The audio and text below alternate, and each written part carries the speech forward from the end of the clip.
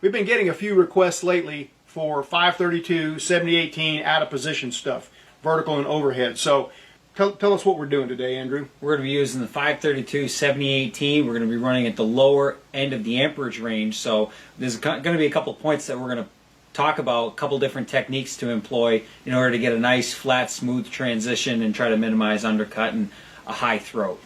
I like it. We're going to be running 140 amps with 532 7018 uphill T-joint 3/8 inch thick metal. Now 140 amps is on the low end of the range for 532 7018. If we were using 1/8 rod, the range would be pretty wide. Like you could probably go as low as 100 and as high as maybe 135. And you could still do a good job. You still avoid undercut. You probably would still have a little arc blow toward the end of each rod.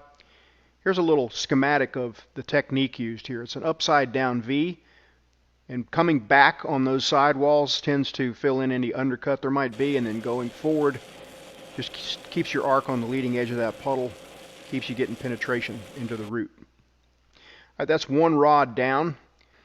Before we do the restart, let's take a quick look and see how Andrew's doing here. I don't see any undercut. Nice and uniform, slightly crowned but not excessively. Looking good. All right, our restart technique is to avoid any arc strikes. So Andrew's going to strike up ahead of the crater by about an inch, and you see it deposited some spatter and some stuff there, and he's just going to weld right back over it. That's the technique to avoid arc strikes. Make sure to weld back over any arc strikes that you do happen to have.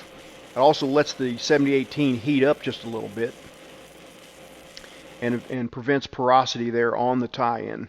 You can see that's the restart, the tie-in right in the middle there. Still looking good.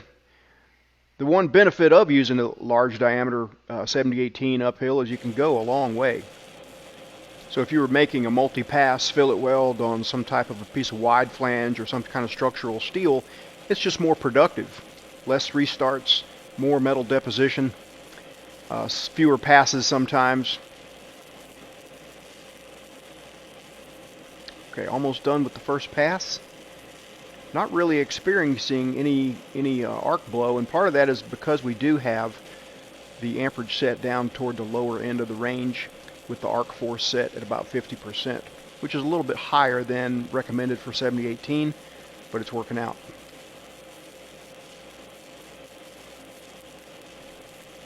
Andrew likes to weld them all the way to the end and then wrap the corner.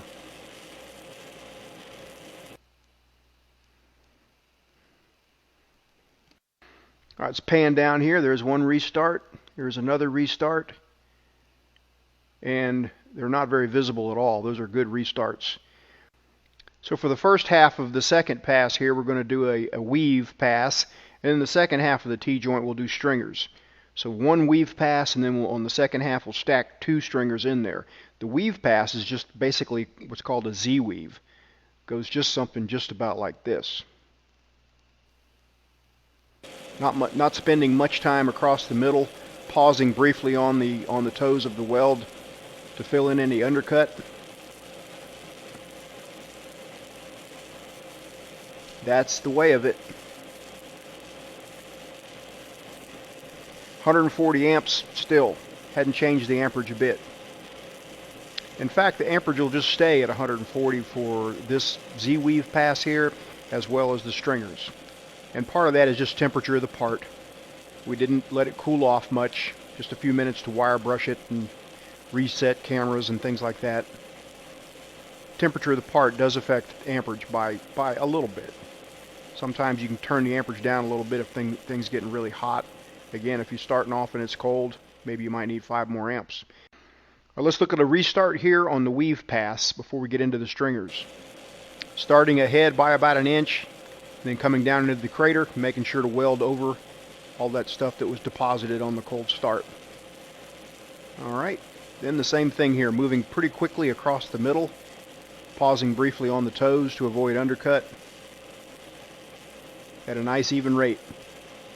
Alright, in just a second, when this is done, we're going to weld the second half with 2 more stringer beads. So we're going to stack 2 stringers over that first root, and the reason is because sometimes stringer beads are specified in a welding procedure. And if stringer beads are specified, then stringer beads is what you need to do, whether it's on a welding test or on production parts. There's a reason for it. You know, from an engineering standpoint, from a metallurgical standpoint, the theory is that stringer beads leave less residual stress, less overall heat input, and they have a tempering effect one after another that kind of helps with the properties of the metal after the fact. Quality-wise, as far as the quality of the weld itself, as far as whether you get penetration or whether you leave any, slag inclusions or things like that, that's a whole other story. Both methods definitely work. I mean, there's been a whole lot of welds done both ways, and they're satisfactory welds. It's just, when in Rome, you have to do what's called for. So if stringers are called for, you do stringers. All right, last bead here. Andrew's watching carefully on the left side, not to leave undercut.